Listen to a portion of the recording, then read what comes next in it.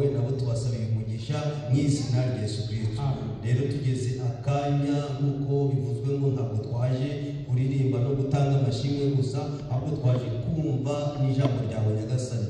None amasaha arageze rero icyo nkwinginze ntabwo kumva ijambo ryawe abadayimoni badukikije, tubanje twabaheza mu izina rya Yesu Kristo.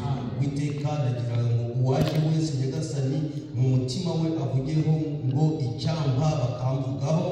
Witeka buri wese abisaba Imana imuvugeho mu izina rya Yesu Kristo. Imana rero ugiye kutuganirira, dusabye kugira ngo umugaragu wawe ugiye kuzamuka igicaniro, nawe ni umuntu ntacyo ashoboye, nawe imbaraga aziteze kuri wowe, ubwo nawe ari kuvuga ngo nanjye si njyewe. Reka tumusabire imbaraga zivuye mu ijuru kugira ngo zize zimugote mu izina rya Yesu Kristo. Za mbaraga zagotaga Petero ari kubwiriza nizize zigote umugaragu wawe ku gicaniro, maze navuga tubone Imana muri we mu izina rya Yesu Kristo. Wino Nyagasani utange imbaraga muri teraniro, wino utange amavuta muri teraniro. Witeka igihe cy'umutekano kize kitubundikire mu izina rya Yesu Kristo. Abamarayika b'ijuru baze bagotira iteraniro kugira ngo abademo batatubona Nyagasani ko ducitse intege, ahubwo babone turi mu mwuka w'Imana, kuko turaba turi kurya ibyo kurya by'ijuru. Tuzi ko Imana yadutekeye, rero buri wese yateguye isahani ye, kandi nzi ko buri wese mu sengesho yavuze ngo Mana umpereze ibyo kurya by'uyu munsi, nanjye nabisabye ngaho bagiye kutugaburira. Rero ndakwingize kugira ngo buri wese ubwo uragabura Nyagasani uhere kuri njyewe n'abo tubangikanye bose, kugira ngo buri wese Nyagasani ahabwe ibyo kurya by'ijuru mu izina rya Yesu Kristo. Wino ufate byose, gahunda zose turaziguhaye, ntaba ari umukozi wawe ahubwo aba ari weho, ntaba ari twe natwe aba ari weho. Wino wikorere byose hagati yacu mu izina rya Yesu Kristo. Wino uyobore byose, tubyambaje mu izina rya Yesu Kristo. Amen. Twakiriye umukozi w'Imana ku gicaniro hamwe n'umwuka wera, madhabahuni pamoja na Roho Mtakatifu. muryoherwe n'amagambo.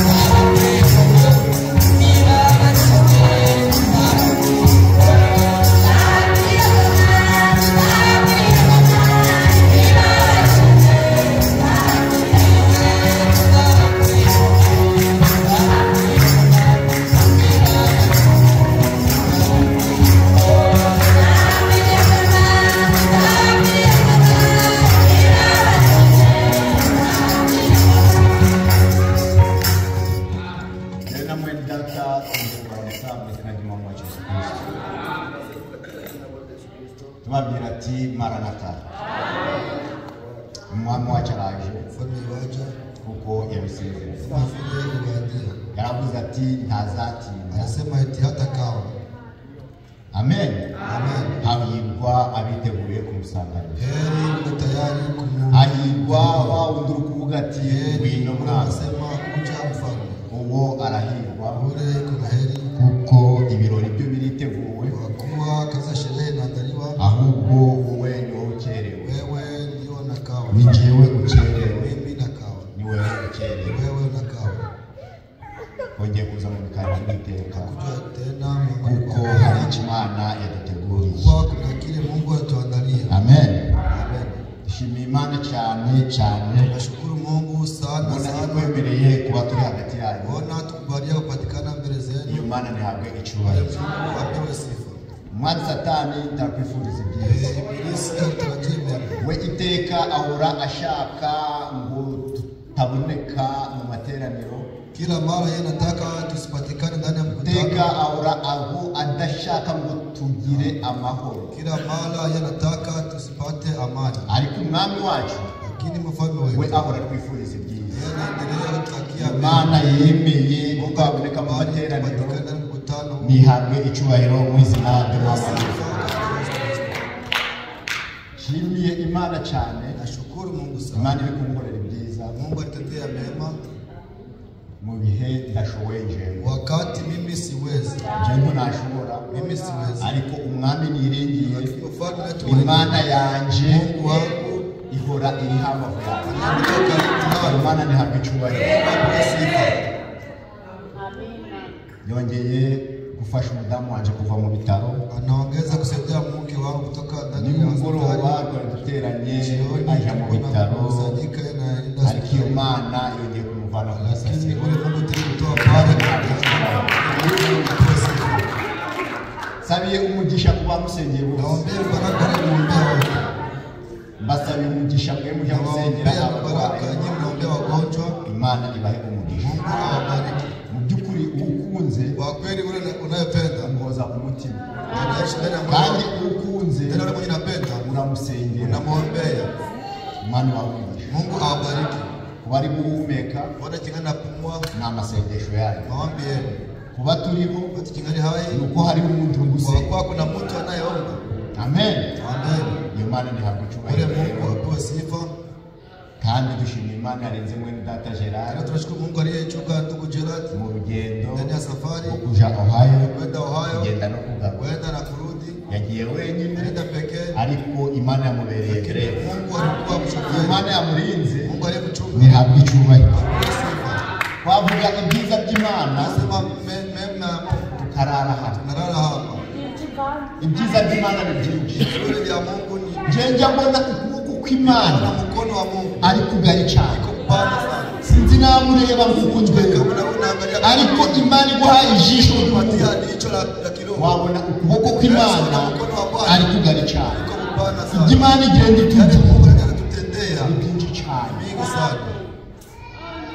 umwanditsi we yaravuze Mwandishi aliandika uwakwandika urukundo rw'Imana upendo wa Mungu. uwakwandika kugira neza kw'Imana Neema ya Mungu. yakwandika Anaweza andika ibitabo bigashira vitabu vinaisha, acandika urukundo achika rw'Imana naandika upendo wa Mungu. naho waca bino bibabi byose by'ibiti Hata majani yote ya miti ukandika urukundo rw'Imana ugaca n'uduti twose n'ibiti byose bikaba ikaramu yote inakuwa n'inyanja igahinduka wino bahari na inageuka ngo byakama Zikamu- ucandika urukundo na rw'Imana unaandika upendo wa Mungu.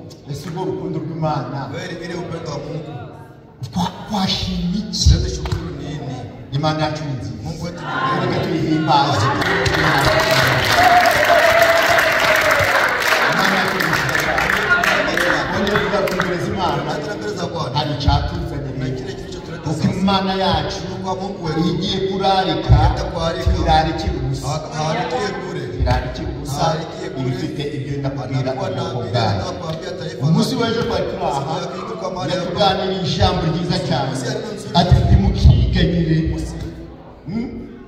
timuhagarike imitima yanyu Simamishe mioyo yenu. timuhagarike imitima yanyu Simamishe mioyo yenu. nizere Imana Amini Mungu. nanjye Nami munyizere mniamini. kuko ngiye kubategurira ahandi kandi ubwo ngiye kubategurira ahandi nzagaruka mbajane Pia ni wachukue. iryo ni ryo sezerano Imana yaduhaye rero umwana w'Imana Sasa mtoto wa Mungu ntakwiriye guhagarika umutima hawezi we. kusimamisha moyo. amen Amen. iby'isi byose Ya ulimwengu vyote bizashiraho vitaisha kule. byose ibyo ureba Yote vinaangalia. byose Yote. amadolari wiringiye muri konti azashira amazu meza wiringiye azashira babandi bakomeye wiringiye abo bose bazashira ariko ngo hahirwa uwiringira Uwiteka uwo wenyine niwugiriwe. Amen.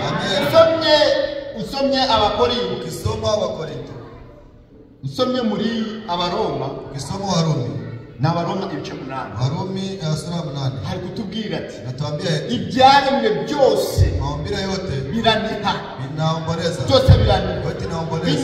binishwa n'iki? Inaomboleza kwa nini? Kububata byashizwe Wa utumwa wa ariko ngo si byo byishize mu rugo bubata, ahubwo rwabisizemo, kandi nawe yiteguye vuba kubabatura mu rugo bubata.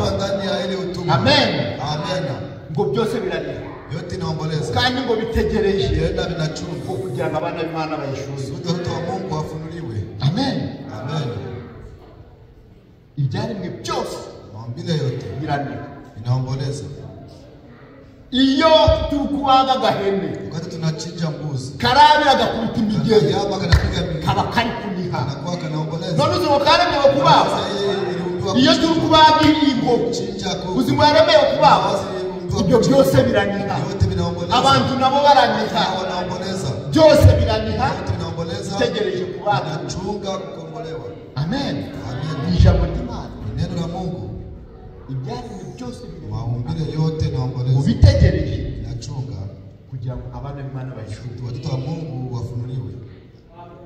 Amen. Amen. Ikaze tuhasoma Acha kandi tukasoma. turabatuta pe. Natakawisha. Ikaze tuhasoma kugira ngo mwumve ibyo Imana itubikiye. Sikia yale Mungu Bene data, imibabaro ya kino gihe anatuni ya siku ya leo. ikamuhangayikisha. Siku fadhaisha. N'Abaroma ibice 8 Warumi sura 8. umurongo wa 18 hari kuvuga ati mbonye yuko imibabaro y'iki gihe idakwiriye kugereranya n'ubwiza tuzahabwa. Hari ubwiza kwabikiwe, Uzuri tuliwekewa. kuko ndetse ibyaremwe byose bitegerezanya amatsiko guhishuka kw'abana b'Imana. Ibyaremwe byose birategereje, bitegerezanya amatsiko kugira ngo abana b'Imana bahishuke. Amen. Bisa nawe uri umwana w'Imana, kuko byashyizwe mu bubata butagira umumaro. Icyakora si kubw'ubushake bwabyo, ahubwo ni kubw'ubushake bw'uwabishyizemo. Yiringiye yuko nabyo bizabaturwa kuri ubwo bubata, kuri ubwo bubata bwo kubora, bakinjizwa mu mudendezo w'ubwiza bw'abana b'Imana. Hari umudendezo dutegereje. Uyu munsi nta mudendezo dufite, kuko turi kugenda urupfu ruri uruhande rwacu, turi kugenda ibibyimba biri uruhande rwacu, turi kugenda ingorane ziri uruhande rwacu. Niyo mpamvu nta mudendezo dufite. Ariko ejo cyangwa mu kanya twakwambikwa ubwiza, tukaba turi abana b'Imana. Amen. Ibyaremwe byose biraniha, bitegereje kubaturwa, kubata byashyizwe. Amen. Byose biraniha, ariko ngo si kubw'ubushake bwabyo, ahubwo ni ubushake bw'Imana. Yiringira yuko nabyo bizabaturwa kuri ubwo bubata, bukinjizwa mu mudendezo w'ubwiza. Amen. Tuzi yuko ibyaremwe byose binihira hamwe, bikaramukirwa hamwe kugeza ubu. Ariko si byo bisa, ahubwo natwe dufite umuganura w'umwuka, natwe tunihira mu mutima, dutegereje guhindurwa abana b'Imana. Ese nawe urabitegereje? Utegereje guhindurwa umwana w'Imana? Niyo mpamvu ukwiye kunezerwa. Ukwiriye kunezerwa kuko hari icyiringiro ufite. Amen. Hari icyiringiro dufite. Rero imibabaro y'iki gihe ikwiye kugereranya n'ibyiza tuzahabwa. Hari ubwiza Umwami yatubikiye hariya hakurya, kandi hari ibyiza dutegereje. Amen. Ibyiza dutegereje, nawe Nawaza na wewe kabisa ukuwe na bidii ya kuitafuta. imibabaro y'iki Huzuni ya siku ya leo yakanya gato ni ya muda kitambo. uhagarika umutima wawe, Fadhaishe moyo wako, uhagarika umutima wawe. fadhaishe moyo wako. Data yagiye kudutegurira Hapa ndio tutaangalia kwetu, aho tutazarwara, mahali tutagonjwa. Biblia yatubwiye ngo Inatuambia eti nta kice kizagerayo, chakula kitafika nta n'umuvugo uzagerayo, nta cyangwa na kimwe kizagerayo. Aho ngaho niho ndi kubakunda. kwenye na kupatisha huko. Amen. Aho ngaho Pale niho ndi kubakunda. kwa kupatisha huko. Nta ngorane n'imwe izagerayo. Hakuna tatizo hata moja itafika huko. Biblia yatubwiye ngo nta Biblia muvugo, inatuambia hakuna laana, nta gihumanya hakuna chenye cha kizagerayo. itafika huko. Tuzahinduka ubusore, tuzahinduka inkumi. Igihe Frère Branham yahitegereje yasanze turi abasore. Vijana. Amen. Amen. Harimo abasore b'imyaka 10 Na vijana miaka 18 n'abandi b'imyaka wengine 20. miaka 20 Ubusore gusa kabisa, vijana tu kandi babereke na wana ari beza, nta n'ibihere bafite nk'ibyo mfite. kama vile ninavyo. Ndabakumbuza wawe, Ninapatia shauku ya hakumbure shauku mu izina rye. katika Yesu Kristo. Sema hakumbure, Wewe unakuwa shauku murahiteguriye. kujiandalia huko. Amen. Amen. Imana ibahe. Mungu awabariki. Kada wawe dusomesha. Aje tusimame tusome neno la Mungu. Matayo. Mathayo. Kadusaba muri data Asheri aza gusomesha. Ndugu Eugene unajua kusoma Kinyarwanda? Adusomere Matayo 22. Mathayo 22.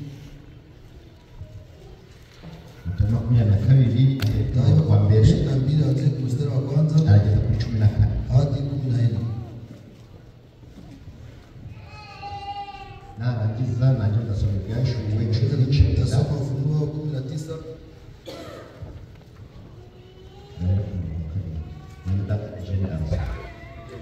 Turasoma mu izina rya Yesu Kristo. Yesu yongera kuvugana nabo abacira imigani ati, ubwami bwo mu ijuru bugereranywa n'umwami wacuje ubukwe bw'umwana we arongora, atuma abagaragu be guhamagara abatorewe gutaha ubukwe, banga kuza. Arongera atuma abandi bagaragu ati, mubwire abatowe muti, dore niteguye amazimano, amapfizi yanjye n'inka zibyibushye babibaze, byose byiteguwe, muze mu bukwe. Maze abo ntibabyitaho, barigendera, umwe aje mu gikingi cye, undi aje mu rutundo rwe. Abasigaye bafata abagaragu be, barabashinyagurira, barabica. Maze umwami ararakara, agaba ingabo ze, arimbura abo bicanyi, atwika umudugudu wabo. Maze abwira abagaragu be ati, ubukwe bwiteguwe, ariko abari babutorewe ntibari babukwiriye. Nuko mujye mu nzira nyabagendwa, abo muri bubonayo bose mubahamagare, baze batahe ubukwe. Abo bagaragu barasohoka, baje mu nzira, bateranya abo babonye bose, ababi n'abeza.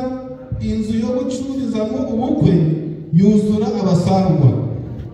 Umwami yinjiye kureba abasangwa, abonamo umuntu utambaye umwenda w'ubukwe.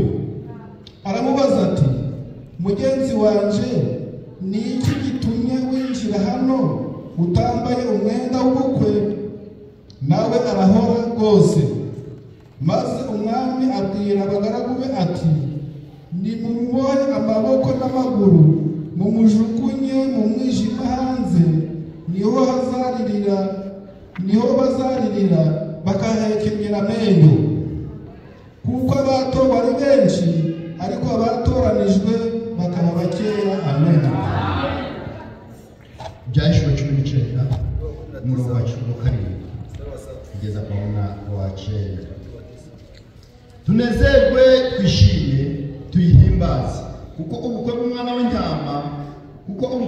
w'intama busohoye, umugeni we akaba yiteguye, kandi ahawe kwambara umwenda w'igitare mwiza ubaragirana utambiye, umwenda w'igitare mwiza niwo murimo yo gukiranuka yabera.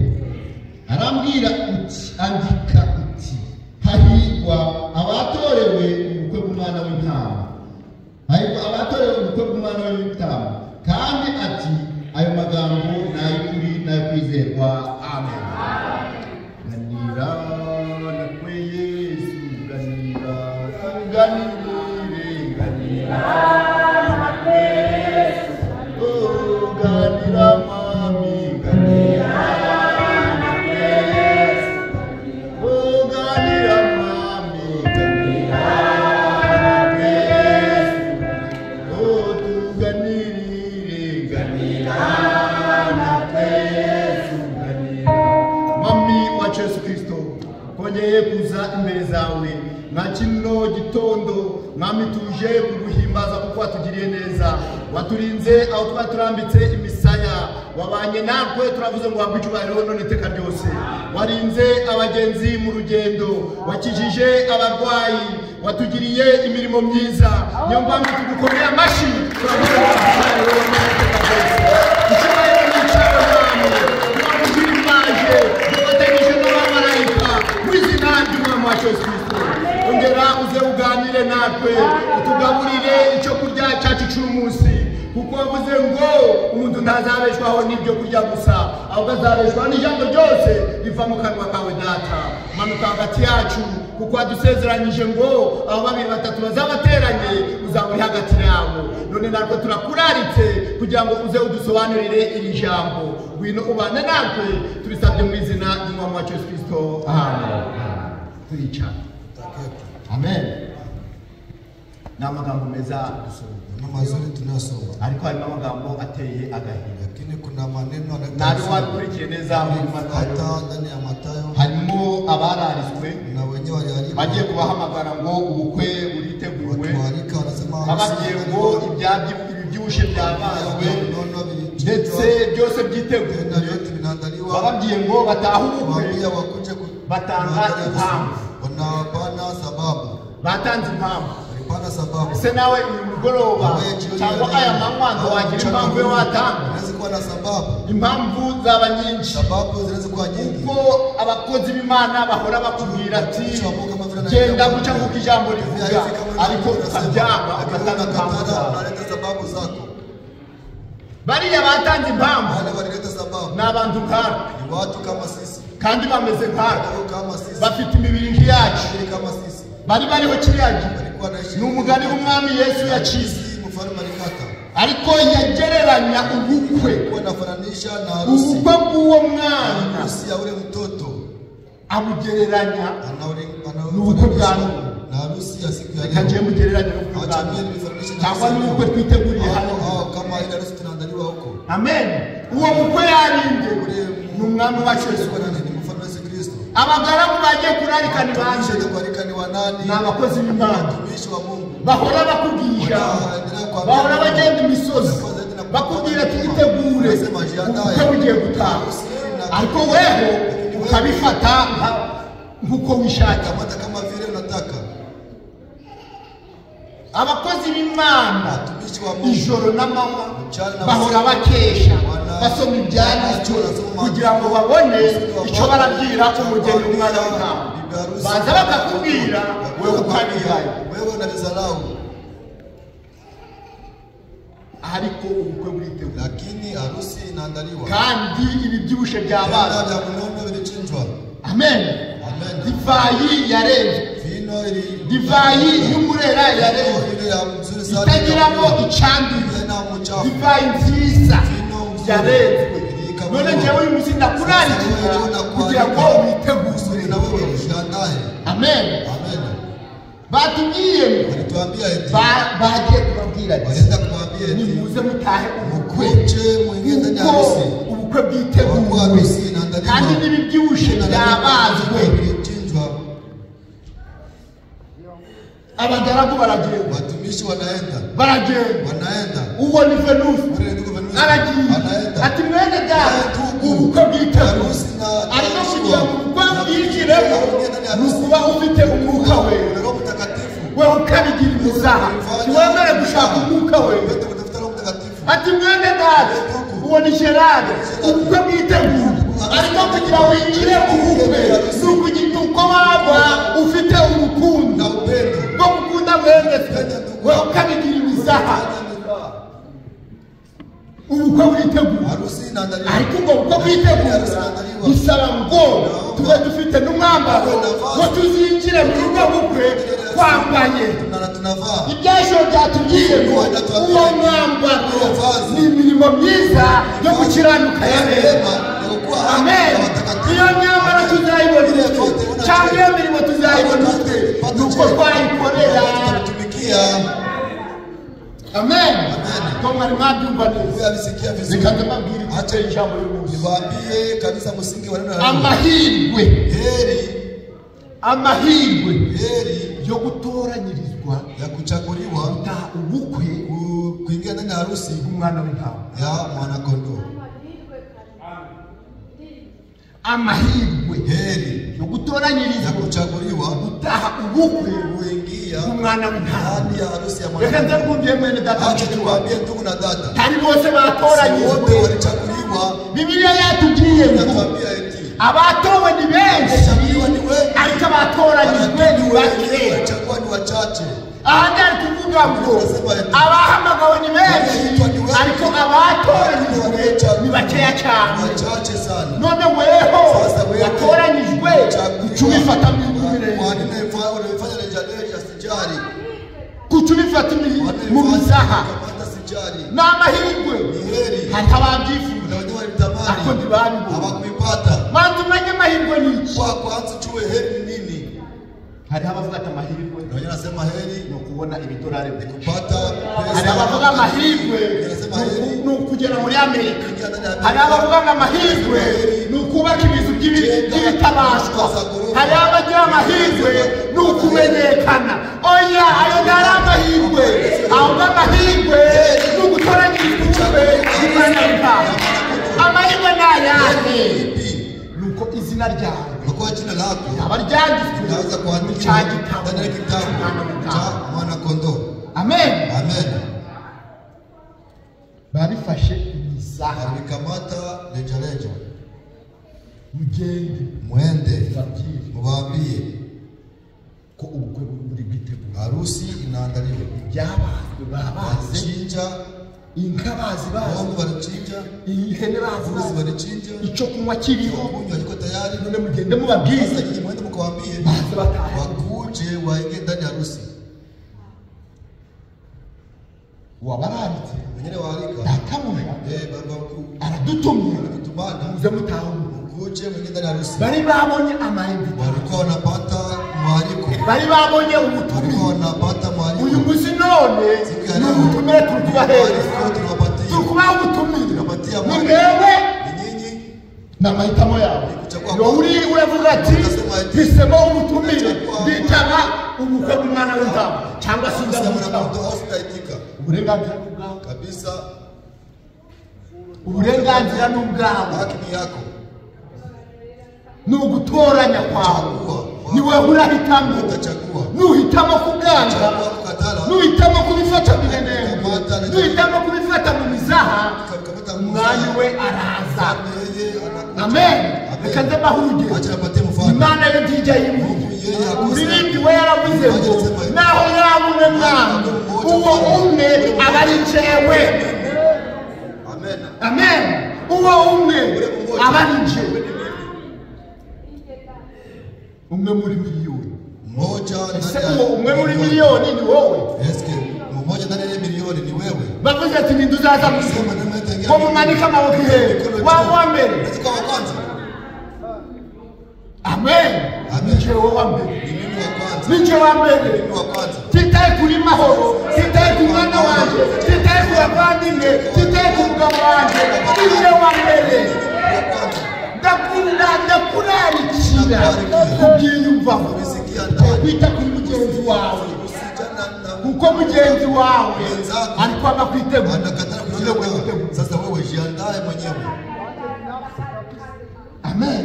Amen. Amahirwe yo gutora heri ya kuchaguliwa yo gutora ni kuchaguliwa na amahirwe ni heri na amahirwe ni heri kubifata Waache kukamata nishaki vile mnataka sijali. umwami abatumye Mfalme akawatumana. baravuga ati oya twiteguye Anasema ati jiandaa. twiteguye Jiandaa. ahubwo njyewe Bali mimi bamwe batanze impamvu zabo moja alipanga sababu zao. ati ngiye mu rutundo Naenda ndani ya ngiye gucuruza naenda kuuzisha. abandi ati ngiye gusura imirima yanjye Kutembelea abandi ati ngiye wengine kurongora naenda kuoa. batanga impamvu Hapana sababu. abagaragu basubirayo Watumishi wanarudi. barabwira umwami ati umva rero mwami databuja abo wararitse bose baduhaye impamvu baratubwiye ngo bagiye mu byabo ni guca bibaye munyaruke vuba vuba mugende mu mahuriro y'inzira mugende murebe abadakwiriye abakene abananiwe ibimuga bose ntiwararikire gutahuka reka ndakubwiye ubwo ntabwo ari bw'ubwacu gutahuka ntabwo ari bw'ubwacu ahubwo imana yadushyize mu nzira y'agakiza kubw'ubundi bwayo n'imbabazi yatugiriye kugira ngo natwe twitegure gutambira amen impamvu y'umuntu yajagara sababu kikamata urasigaje utabakia. agakiza kahereye wokovu ilianzia Yerusalemu. agakiza kahereye wokovu ilianzia Yerusalemu. agakiza kahereye mu Bisirayeli niyo kagiye gusubira umuhagati harimo itorero ry'abanyamahanga muri Yerusalemu umuhagati no mu Gisirayeli umuhagati harimo itorero ry'abanyamahanga umuhagati nimba turi gutegurirwa umuhagati nimba turi gutegurirwa nimba umugeni ari gutegurirwa uraba maso urarangara arasigara atabakia kuko ijambo ry'Imana kwa neno la Mungu yahereye Yerusalemu ndio ligiye gusubira bali ndipo nataka kurudia nubifata minene nikamata message nabaki urasigara nta mikino hakuna mchezo uwo kwiyunga na mwene se wa kuyunga na ndugu yake akwiye kwiyunga na anastahili kujiunga leo uwo kwiyunga n'umugabo we akwiye kwiyunga none leo reka kubishira ejo reka kuvuga ati mwene data ndamusaba imbabazi ejo nabuzi ko wahemutse ugahemuka kuri mwene so musange mumusaba imbabazi nabuzi ko utumvikana n'umugabo wawe musange mumusaba imbabazi kwiyunga ni none ejo ntarahawe ejo nahabaye kwiyunga ni none reka nze mubwire mwene data mushiki wawe uyu muntu ari kugenda agendana n'urupfu tugendana n'urupfu bibiliya tubwiye ngo aho uzaba uri impamvu izavuga n'uzaba uri mu kazi impamvu izavuga uri mu kazi n'uzaba witeguye uzagenda n'uzaba uri mu gituwo nabo baraguhamba witeguye uzumva impanda ariko uzazuka gute ariko wazukwa kwaguhambye tuguhambana ifite na matumaini tuguhambana ifite umwuka we kuzika na mtakatifu uzazuka bali ndipo utafufuka naho tuzaguhamba nta mwuka we nituzaguhamba utaravuga kari tuzaheba nta muzuko uzabona uzazukirwa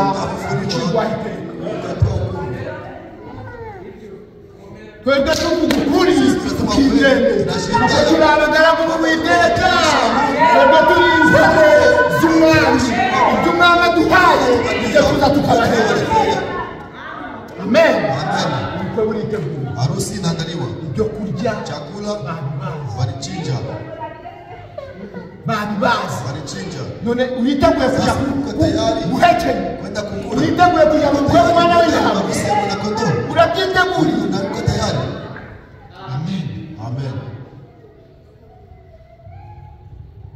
abari babutorewe wenye walikuwa wanachagua barabyanze walibikatala ariko njyewe ningezeho lakini mimi kafika kwangu navuze ati mwamushimye nasema Mungu ushukuriwe to nari mbikwiriye sikuwa inastahili to wari ubukwiriye kuna ustahili niyo mpamvu bibiliya tubwiye sababu Biblia inatuambia eti umwami abwira abagaragu mfalme anaambia ati watumishi ku murongo wa 5 yavuze mstari wa 5 anasema maze abo bagaragu ntibabyitaho maze abo ntibabyitaho lakini wale hawajali umwe aja mu gikingi cye undi aja mu rutundo rwe abasigaye bafata abagaragu barabashikamira barabica maze umwami ararakara akaba ingabo ze akapeleka majeshi yake akawaangamiza umudugudu wabo maze abwira abagaragu be ati watumishi wake uko muri ubukwe harusi bwiteguye tayari ariko abari babutoranyije wale waliochaguliwa babukwiriye hawakuwa wanastahili. Ni wewe ukwiye kumenya ati ni wewe nastahili kujua ndakwiriye niko nastahili umutima wako ndani ya moyo wako uriyizi wa unajijua mwenyewe. Jewe ndonze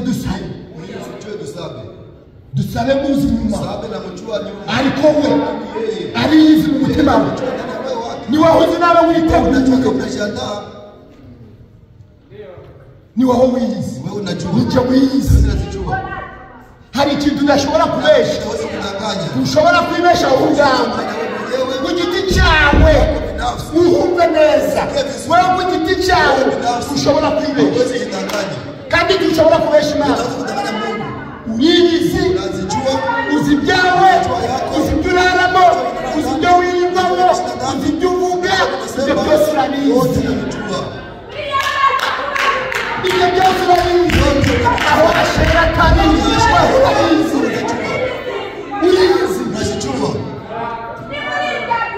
uriyizi mwene data uriyizi mushiki wawe ntabwo waraye mu mbaho urabizi ntabwo waraye mu busambanyi urabizi aho waraye hose urahazi ibyo waraye uravuga urahazi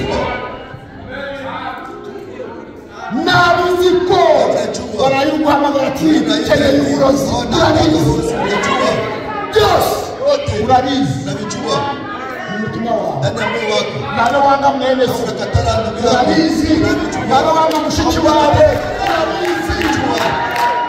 urabizi niyo mpamvu tukwazira imvane uwo mwuga wose hano barajya mu bukwe amen ubukwe buriteguye harusi inaandaliwa ubukwe buriteguye harusi inaandaliwa. Chengana nawe mimi nazungumza na wewe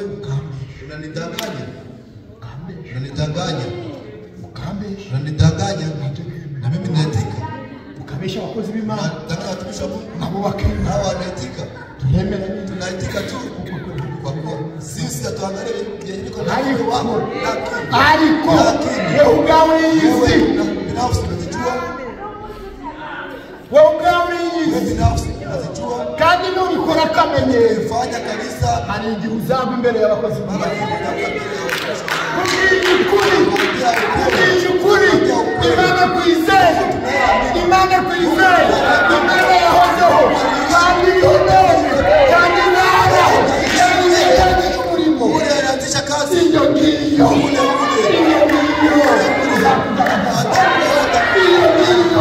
izakwereka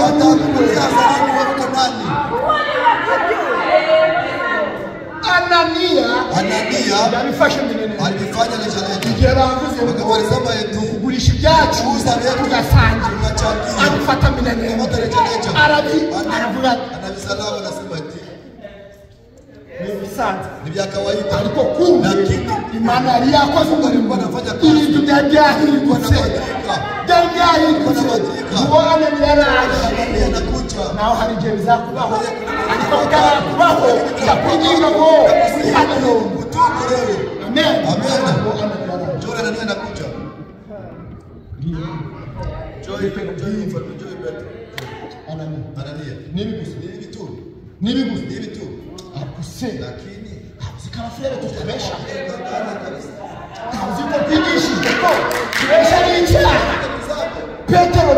nibyo ese mbona nakora yahishaho ntazi ko twavutse ubwa kabiri turi abafundi ko turi abakristo n'umuzimu wa Frère babesha Petero asize Petro akishapakaliwa asanga Petero wewe lazima ni Petero batari Petero asanga ari imbaraga y'Umwuka Wera asanga imana y'Umwuka yamanutse alishikia mwenyewe yamanutse alishuka Petero amubwira cyane tari ubeshe Umwuka Wera ako kanya Ananiya agiye kuba n'Umwuka Wera nakwambia vitu vya sijali viache mizani na ushaka kumukristo kama unapenda kuwa mkristo utakuwa kazi yako usiwe kabisa katika utakuwa kazi yako na ushaka gutahubukwe emera wemerwe uyoborwe n'ijambo ry'Imana amen emera uyoborwe n'ijambo ry'Imana na neno la Mungu amen amen. Anania ngwatera huyu Anania njoo napiga baje kuzi wanaenda kumzika anakufa kuko yafashe iby'Imana alikamata ya Mungu mumizaho ndani ya mizao wa musere jore dada naye umusere wa mbere numvishije wa kera yalikuwa dada wa kwanza umusere wa mbere wa kera wa masaa 3 dada kabisa aliwahi kuchelewa saa 3 nabe yari mu mazina nabe yari gushaka ibyo gucengereraho nabe yari gusokuza nabe yari kwisiga makiyaje nabe yari gukora amasaa 3 garashira muwo Safira ameze ngo azunguka nibagire kano Masafira tunabafite ni benshi Masafira tunao hapa ni benshi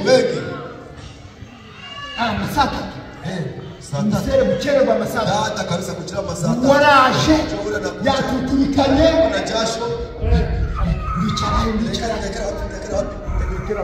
wewe anakuwa alishaona Safira bila kuja hapa toya manje yale na umugabo wewe bagara pande yako bila igana Safira kuja hapa Safira bina hano kuja hapa yabimenya angejua iyo bibaraho ingekuwa iko pale yarari sangetona yarara bakiza angekuwa na ukoka ariko bukererwa masaka kuchelewa masaa biteye urupfu binamletea kifo wewe negrije kuja ku materaniro mbere w'igihe kwa kukia mbele wakati binamletea kifo wewe hawezi kuwa kabisa uko Safira hawezi kuwa na bwana yako mnakutanisha shaba mnasema kile mtawala yule ndugu tujikatare kwa mtawala tujikatare kabisa kwa mtawala jajuja kwa Asheri unaenda kwa Asheri ndio kwa naenda hapo ugahuza n'umugabo wawe inama yo kwanga mwemeso utandukaniye na Safira utandukaniye unatengana wapi mutandukaniye tofauti wapi Safira yahujije n'umugabo w'inama bwana yake shauri baravuga ati wanasema eti sikia kesho njaa itakuja sasa tutoshe 1000 tuitie tufiche hawatajua hawatajua ariko Safira lakini wewe Safira imana yama Mungu alikuwa alishuka mwenyewe zichara na mahali taikara na watumishi wa Mungu bakuganize wakuzungumuzie wazi kama watumishi wa Mungu na watumishi yako wazi kama unazungumza na watu wenyewe mliishi pamoja kumbe Mungu alishuka mwenyewe utapigiwa pale fimbo Safira jore Safira tanubwa manje hasi Safira kuja hapa Safira tanubwa babivanze n'ibindi walikuwa wanavitia pamoja na vingine, bari babishize walikuwa wanavitia pembeni. ibi biri umugayo Ikoko kabisa, Frère amaje gupfa kubera ndugu anakufa hivi. none reka dutegereze umugore we Achunge na mke wake, atubwize atuambie ukweli. musafira Tore Safiri, safiri Safiri, uri Petero wewe ni Petro. ni ibi Ni hivi kweli, gusa ni hivi tu. byo mwagurishije yasa Kisha ile shamba gatenuku kabisa, nakwambia ukweli. ubwo siko tware ndo yakubwiye ubwo siko zituraba se ubwo siko akubesha Tunaweza kudanganya none da ndugu. wasaba Ulikuwa wewe na sharati. none da banywa inzoga kunywa inzoga ni icyaha ukabihakanira Kabisa wewe ariko mu mutima wawe harimo akagabo kari kukubwira ati ariko wabyemera n'ukuri byemere mu mutima kaba kari ndani ya moyo inakuwa ndani. Wewe aho waroze wewe uliloga kabisa, ufite uburozi uko na ulozi. navutse ubwa kabiri Nizira mara ngo nta n'ubwonzi nta n'ubwonzi uko gusa na tena kwa ariko mu mutima lakini ndani ya moyo wako makagabo uko mwanaume. ako kagabo n'umwuka we nugira ishansi ukumvira uwo mwuka we niko gukira kwawe uwo kugira ngo ubyemere ukuri wabikoze uwo ni umwuka wera